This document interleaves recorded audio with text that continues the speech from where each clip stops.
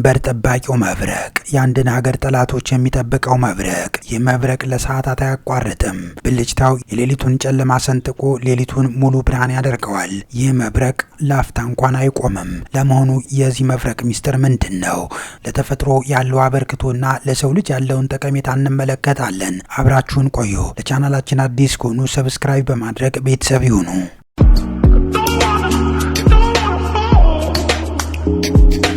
አንድ ቦታ አለ፣ ሰማዩ ሁሌ ዝም አይልም። ይህን የተፈጥሮ ሚስጥር እንነግራችኋለን። አብራችሁን ቆዩ። በዚህች ምድር ላይ ስንኖር ሁሉንም ነገር የምናውቅ ይመስለናል። ወደ ደቡብ ቬንዙዌላ ስንሄድ ተፈጥሮ የሰው ልጅን እውቀት የምታሳፍርበት አንድ ስፍራ እናገኛለን፣ ማራካቦ ሐይቅ። እዚህ ቦታ ላይ ሰማዩ ዝም አይልም። እዚህ ቦታ ሌሊቱ አይጨልምም። ለሺህ ዓመታት ሳያቋርጥ የሚነድ የብርሃን ጅራፍ የሚያወርድና ምድርን የሚያናውጥ ድምፅ ያለው ዘላለማዊ ነጎድጓድ አለ። ይህ ክስተት የካቲትምቦ መብረቅ ይባላል። ለመሆኑ አንድ መብረቅ ለምን ለ10 ዓመታት ሳያቋርጥ ይነዳል? ለምንስ በዚህ ስፍራ ብቻ ተወሰነ? ዛሬ የሳይንቲስቶችን እንቅልፍ የነሳውን የመርከበኞችን መንገድ የመራውን እናጫውታቸዋለን።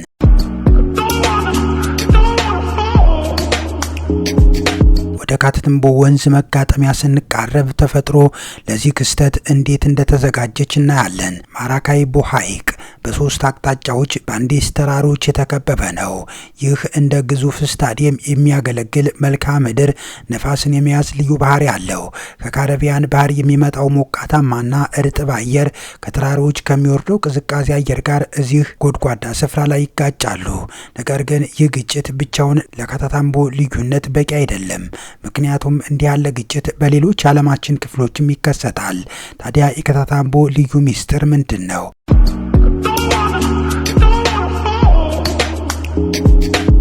እዚህ ጋር ነው ሳይንቲስቶች ወደ መሬት ዝቅ ብለው መመልከት የጀመሩት።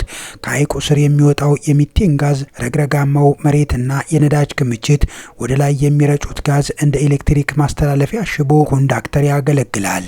አየሩ ጋዝ ሲሞላ የኤሌክትሪክ ፍሰቱ እጅግ ፈጣንና ኃይለኛ ይሆናል። ይህ መብረቅ የታሪክን አቅጣጫ ቀይሯል።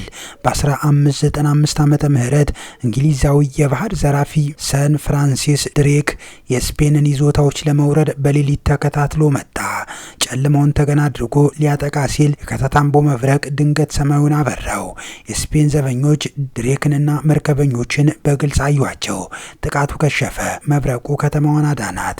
በ1823 በቬንዙዌላ የነጻነት ጦርነት ወቅትም መብረቁ የስፔንን መርከቦች እንቅስቃሴ በማጋለጥ ለነጻነት ተዋጊዎቹ ትልቅ ውለታ ውሏል።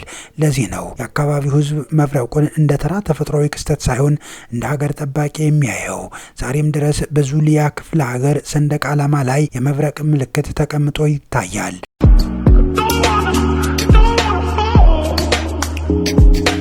የካታታምቦ መብረቅ ለቬንዙዌላ ብቻ ሳይሆን ለጠቅላላው ምድራችንም ጠቃሚ ነው። ሳይንቲስቶቹ እንደሚሉት ይህ ቦታ በዓመት ውስጥ 1.2 ሚሊዮን የመብረቅ ብልጭታዎችን ያስመዘግባል። እያንዳንዱ ብልጭታ ደግሞ ከፍተኛ መጠን ያለው ናይትሮጂን ኦክሳይድን ያመነጫል። ይህ ንጥረ ነገር ከፀሐይ ብርሃን ጋር ሲገናኝ ወደ ኦዞን ይቀየራል። ምድራችን ካደገኛ የፀሐይ ጨረሮች የሚጠብቀው የኦዞን ንብርብር በዚህ ቦታ በሚመረተው ጋዝ እንደሚታደስ ይታመናል። ካታታምቦ የምድራችን የኦዞን ፋብሪካ ነው ብንለው ማጋነን አይሆንም። ነገር ግን ይህ ፋብሪካ በቅርቡ አንድ አስደንጋጭ ነገር አሳይቶን ነበር።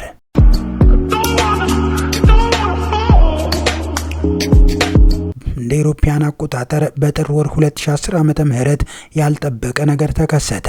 ለዘመናት ሳያቋርጥ ሲያበራ የቆየው የካታታምቦ ሰማይ በድንገት ጨለመ። አንድ ቀን አይደለም፣ 2 ቀን አይደለም፣ ለ6 ሳምንታት ያህል መብረቁ ጠፋ።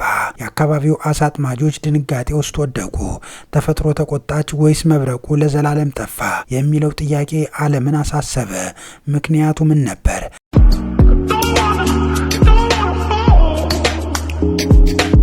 በወቅቱ የተከሰተው ኤልኒኞ የተባለው የአየር ሁኔታ ለውጥ አካባቢውን ለከፍተኛ ድርቅ ዳርጎት ነበር። የወንዞች ውሃ ሲቀንስና ረግረጋማ ቦታ ሲደርቅ ያ አስፈላጊው የሚቴን ጋዝ መመንጨት ቆመ። ይህ ክስተት ተፈጥሮ ምን ያህል ስስ እንደሆነችና እኛ ሰዎች በምናወጣው የአየር ንብረት ለውጥ ሚስጥራዊው መብረቅ ሊጠፋ እንደሚችል ትልቅ ማስጠንቀቂያ ሰጥቶናል። ለካታታምቦ ነዋሪዎች መብረቁ ሳይንስ ብቻ አይደለም፣ ሕይወታቸው ነው። ዋሪ የተባሉት ተወላጆች መብረቁን እንደ የመናፍስት ስብስብ ያዩታል። ብልጭታው የቅድመ አያቶቻቸው ነፍስ እንደሆነ ያምናሉ። ሌሊቱን ሙሉ ሰማዩ ሲያባራ እነሱ በሰላም ይተኛሉ። ምክንያቱም ብርሃኑ ሌባንና ጠላትን እንደሚያጋልጥ ያውቃሉ።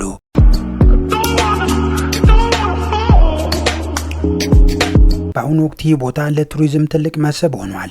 በሺዎች የሚቆጠሩ ሰዎች በጀልባ ተጉዘው ሌሊቱን ሙሉ ሰማዩ ሲተኮስ ለማየት ይመጣሉ። ነገር ግን መብረቁን ፎቶ ለማንሳት በጣም አስቸጋሪ ነው።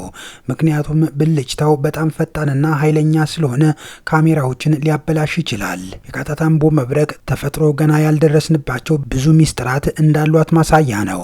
ሳይንስ የሚቴን ጋዝንና የአየር ግፊቱን ቢጠቅስም ለምን እዚህ ቦታ ላይ ብቻ እንዲህ ባለ ኃይል ለሺ ዓመታት እንደቀጠለ ሙሉ መልስ የለም።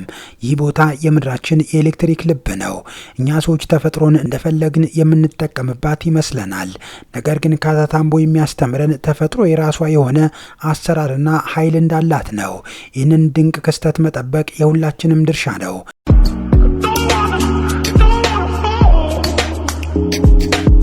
እናንተስ ምን ትላላችሁ? ይህ መብረቅ የተፈጥሮ አጋጣሚ ነው ወይስ ሌላ ሚስጥር አለው? በአካባቢያችሁስ እንዲህ ያለ አስገራሚ ነገር አይታችሁ ታውቃላችሁ ወይ?